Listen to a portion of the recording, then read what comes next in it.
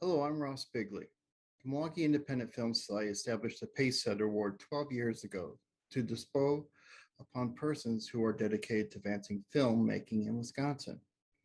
We've given out several awards over the years to festival organizers, educators, actors, volunteers, producers, venue operators, and advocates.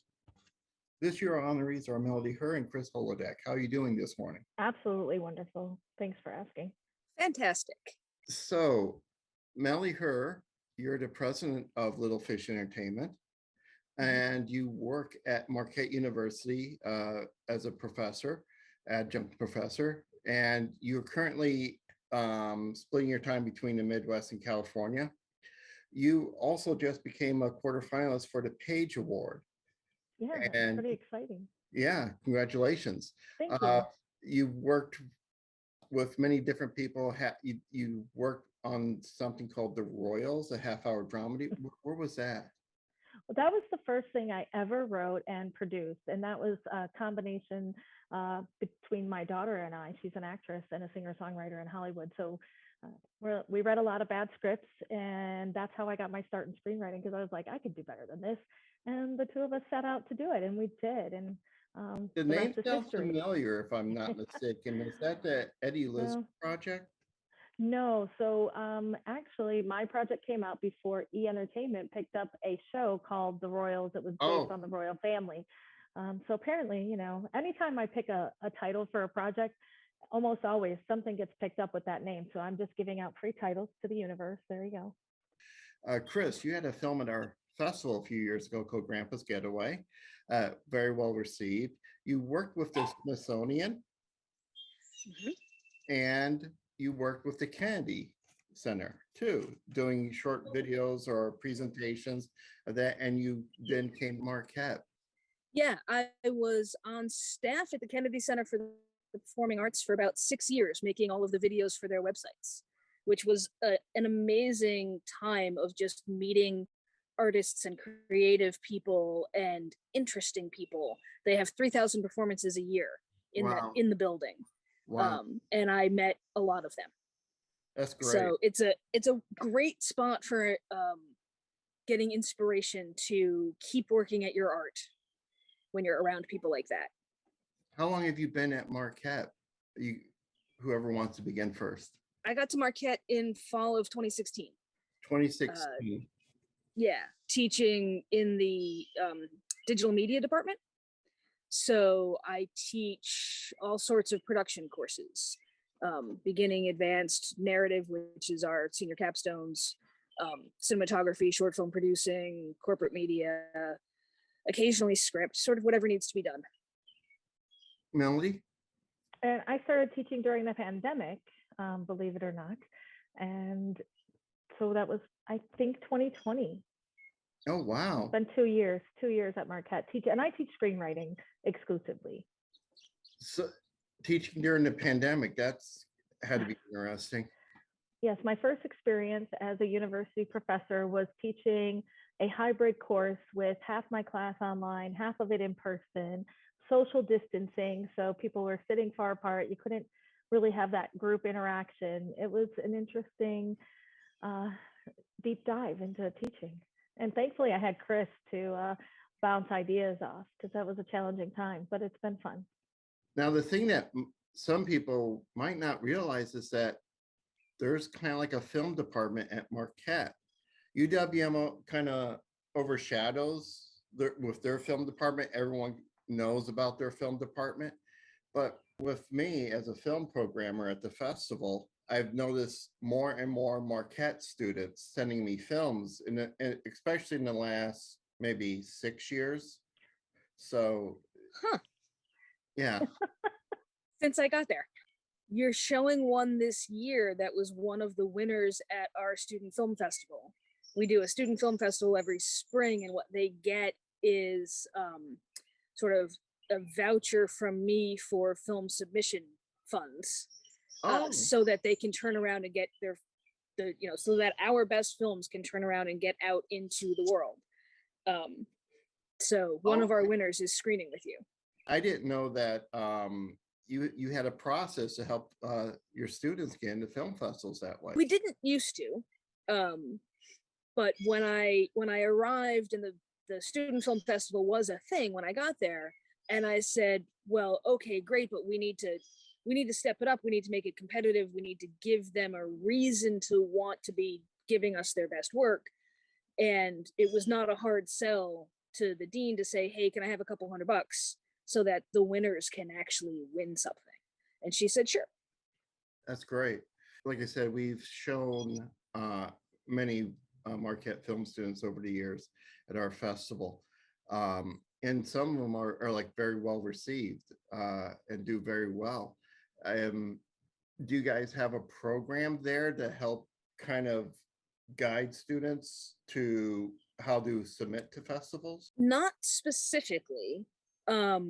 We do our seniors for their capstone class, which is like their culmination class that they end with. They can pick between advanced script writing, documentary film, or fiction film. And so in those classes, we do talk to them about like festival strategies and what to do, how to find an audience, what to do after it gets done. When I teach short film producing, we also have a couple weeks where we're talking about like, you're not done until the film finds an audience. But I do find that the kids who win at the festival will come to me and say, I don't even know where to start. And so I sit them down in my office and I walk them through it. I also mention film festivals. We talk a lot about it in Intro to Script. And so I will let them know that, the scripts that they're writing, I want them to be a caliber that they can submit to festivals, and to always get that feedback if it's an option, so that they can just keep making them better and better. So they get a little bit of an overview throughout the program. Let's talk about your project, Diffraction. Did I pronounce it right? Yes. Okay. Sit up straight for a sec. How did that come about? You two worked on the script together? Well, not exactly. We had a writer's retreat here. We sat on this deck a couple of years ago. And we were brainstorming like what makes a good indie film, and sort of this idea that limited locations and smaller casts are things that help make indie films successful. And so then we just started brainstorming like, well, what are limited locations we know? And then when you pick a location, okay, what kinds of things could happen there? And so we had a whole spreadsheet full of what ifs. And then the beginning of last year, I sort of knew that I wanted to do something like this. And I went back to that list and I sort of looked through it all. And I said, hey, Mel, I want to take this one and really write it. And so she said, great, and cheered me on. Medody and I are in a writer's group in town. And so, I mean, I'll say on the one hand, like I wrote it, but also on the other hand, every week I was bouncing ideas off the writers group. So, even writing, which can seem solitary, when it's going well, is usually not a solitary experience. Mm-hmm. That's what I was going to say, Kris, is that, writing doesn't happen in a vacuum. Maybe for some people it does, but I think the best work really comes from collaboration. What's the name of this writers group? Is it here in Milwaukee? You said it's in town here? Like we don't really have a name. It's just a group. Oh, okay. We call it group because it's kind of our therapy too. Oh, okay. I didn't know if it was like an organization here in town that people might want to look into. No, we all met. Well, we started out meeting with Film Furies, which is a women's film group in Milwaukee. But then mostly when it sort of settled into being a thing, it was just a bunch of us were friends and decided to we'll meet somebody and be like, hey, you'd be good for group. So it's very unofficial and we were already friends and we knew we were writers, and so we help each other. Yeah, there is a writers group, but it's been sort of just sort of defunct since the pandemic, with the Milwaukee Filmmakers Association that I started back around 2018, Kris? That sounds right. Something like that. And so that hopefully will get back up and running as the pandemic wanes a little bit. But we did try to start back up, but people really weren't ready to be back in person. And that was a once a month group. So how did Diffraction come about? You're shooting this at Marquette and you got Marquette involved? So I knew that I wanted to direct a feature, and I knew that I was in a pretty unique and potentially privileged situation because I make films as part of my job. Like I recently got tenure based on my creative output. And so that means the school is interested in helping me do that. When I was writing Diffraction, I was really deliberate about it was going to be set entirely on a campus, and it was going to be primarily characters under 25. And it was going to be like indie in the sense of like not a lot of special effects and very achievable. Because I knew that I wanted to turn around and pitch it to my dean as a thing we could do with students. And like the thing about universities generally, and certainly ours, is that it's very important, like the student experience and giving students what they call high impact experiences and getting students involved in your research, or in my case, creative work. And so I thought, if I can do this right, it won't be a hard sell.